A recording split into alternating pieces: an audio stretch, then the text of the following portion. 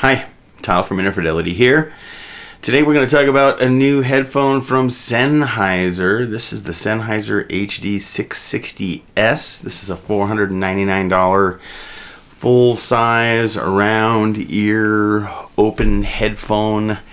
The latest in the very famous, in fact legendary, line of HD 6XX headphones, the 600 and the 650, and for the HD 580 for that matter, that's now long gone. These headphones remain absolutely legendary in a lot of ways, and we'll see if this one can manage to continue that legend. As it says on the box, the legend continues. I think, well, first of all, this is a very, very similar headphone to the other two headphones. Here's the HD 650 as an example, and the HD 600 next to it. And I actually quite prefer the look of the new 660S. It's all matte black. It's mostly plastic, but Sennheiser uses absolutely fantastic materials. It's got a little raised area on the metal grill here with the Sennheiser logo on it. I think that's pretty stylish. Has the same slightly too much clamping pressure, slightly too much pressure on the ears as the other headphones, but that can be remedied by pulling the headband extensions all the way out and grabbing it and bending outwards here in the middle, and you can kind of feel where it starts to give a little bit. You don't want to do it too hard or too much. Take it step by step, but you can definitely fix the clamping pressure. Some people say to bend the metal bands, but I don't like to do that as they're shaped to go into the headband, so I prefer to deform the headband at the very top, and Sennheiser has this little cutout to stop the pressure from being directly on the top of the head that works quite well. Once the caliper pressure is at a proper level for you, they're a very, very comfortable headphone. They feel like they're hugging your head. Sennheiser claims they also have changed the pads a little bit. I don't know if we can really see it very easily here, but the new pads do look slightly thicker, and that in part may be that these pads do on the HD 650 and 600, they do tend to kind of break in over time, and those are older headphones. And then Sennheiser also says that there's a more beveled edge in here. If you look closely, it looks like they may be a little bit different, but it's quite subtle.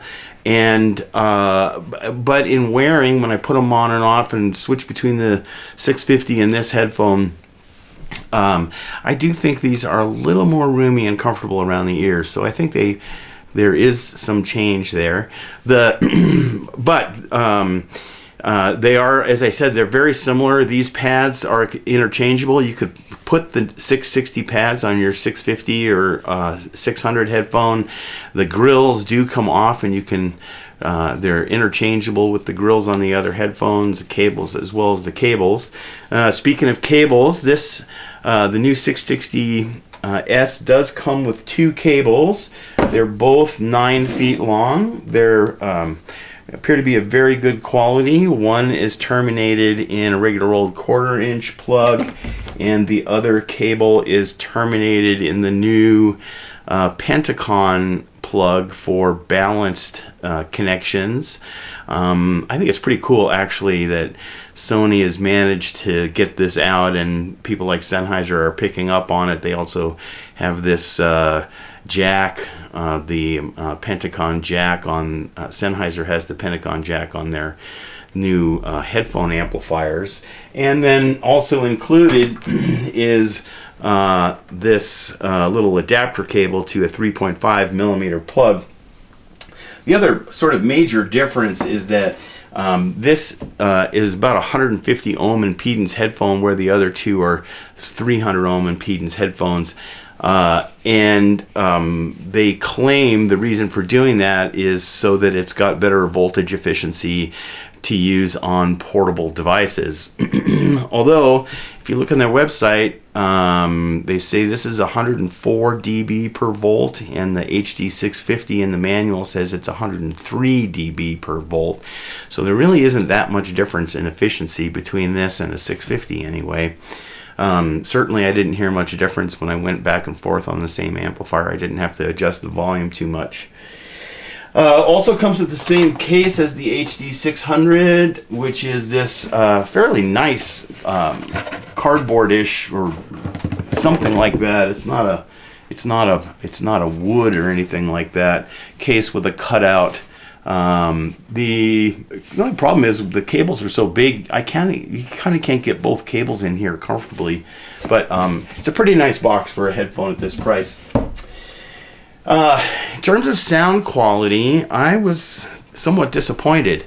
On the face of it, it does sound quite similar to the HD600. To my ears, it's a leaner sounding headphone than the other two, but not by a lot. They're certainly, in terms of tonal characteristics, it's quite similar.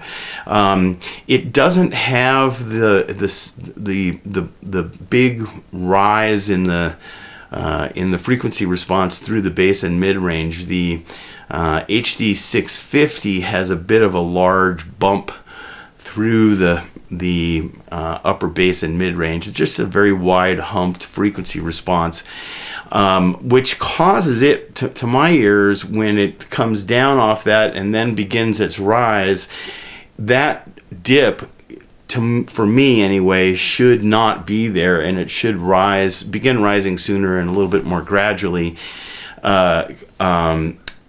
to have the right balance in the presence range, the vocal overtones.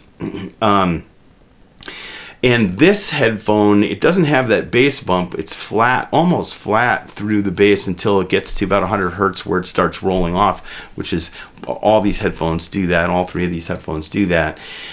So I do think that its balance through the presence region is a bit better, quite a bit better actually, than the other two, or quite a bit better than the 650, less better, but less so on the 600 because it's a little bit closer. So there's this famous Sennheiser veil, which I think is caused by that withdrawn lower presence region between 800 hertz and 1.5K, and this headphone doesn't have it at all. So it may be that they were kind of working on getting rid of that Sennheiser veil, so to speak, when they were designing this headphone. The problem is that it was pretty immediately apparent when I listened to this headphone that it just doesn't have the characteristic smoothness of the other two headphones. One of the great things about the 600 and the 650 is that they're wonderfully smooth and resolving at the same time. There's no edginess or screechiness or any of these kind of treble problems that so often happens. And that allows them to scale well with upstream equipment. As the upstream gear gets better and better, the HD600 and 650 get better and better and better as well. With these headphones, there's sort of a slight edginess and maybe a graininess, a fine-grained graininess to it that tends to obscure some of those details a little bit.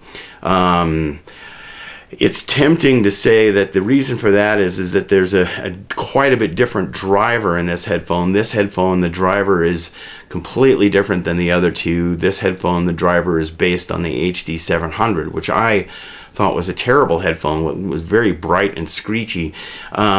This headphone sounds much, much closer to the other two, and I can tell you it's pretty amazing to me when I look at it that how important the acoustics around the driver is if you can take a completely different driver and basically put it in an HD600 or 650 chassis like this and get essentially the HD600 and 650 response out of it. It's pretty amazing, really, how little the driver has to do with it. Nonetheless, I think the driver just doesn't have that smooth character. I think there's some edge on that driver that causes it to not have that resolve. And also you get sort of a loss of, because of this graininess and slight edginess, you get a loss of detail retrieval. The low level detail kind of goes away, and then the sort of mid-level detail is sort of compressed into one band. I mean, sort of it's there, but it isn't nuanced like it is with the other two headphones, because it's being a little bit obscured by that lack of resolve and that slight graininess. So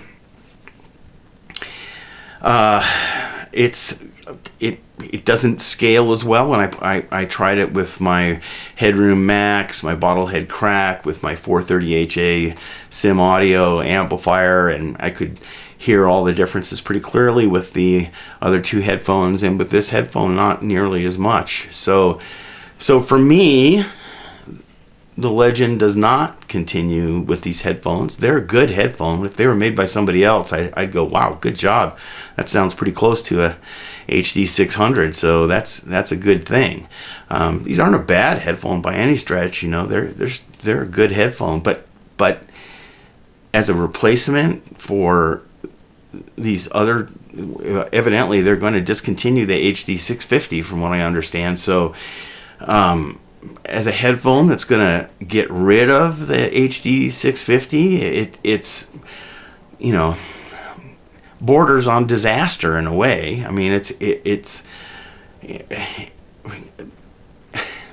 I'm sort of left speechless why they did it.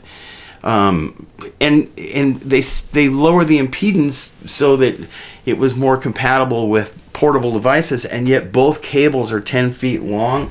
Neither of them. So the Penacon connector, this is available in a few high-end portable devices, but the mini plug is still the most common connector on portable players. So now you got a 10-foot cable with this adapter on the end. And, that doesn't make sense for a portable application. So their claim of making a headphone that's better and more versatile, for a wide variety of applications, just doesn't make sense. The most good portable, once you get past the phone and you start going into dedicated digital audio players and portable headphone amplifiers coming from digital sources, they'll all be able to drive the 600 and 650 to plenty loud levels. It just doesn't make sense to me why they did this. And there may be reasons in the background, like it's more efficient building using this driver for manufacture than the other drivers, or I don't know. There are probably some technical problems with the other drivers that cause them to not be able to advance that driver, and they just can't resist trying to make something better. At any rate, I'll still recommend this headphone. It's a good headphone. It's just not a legendary headphone. If you like the black, you're going, I've got cables. I can get an aftermarket cable that's short and hook it up to a portable player, and I just like the black. I think it's sexier looking and it's a little bit more comfortable with the ear pads. Okay, fair enough. You'll enjoy this headphone. It's a good headphone. But my recommendation would be to get a Sennheiser HD 600 or a 650 if you like a little warmer sound, and maybe buy some of the replacement pads from this headphone so you can make it a little bit more comfortable. Better yet, when if Massdrop does another HD 6XX jump on it, because that's the steal of the century right there. So, kind of bad news. See you guys next time.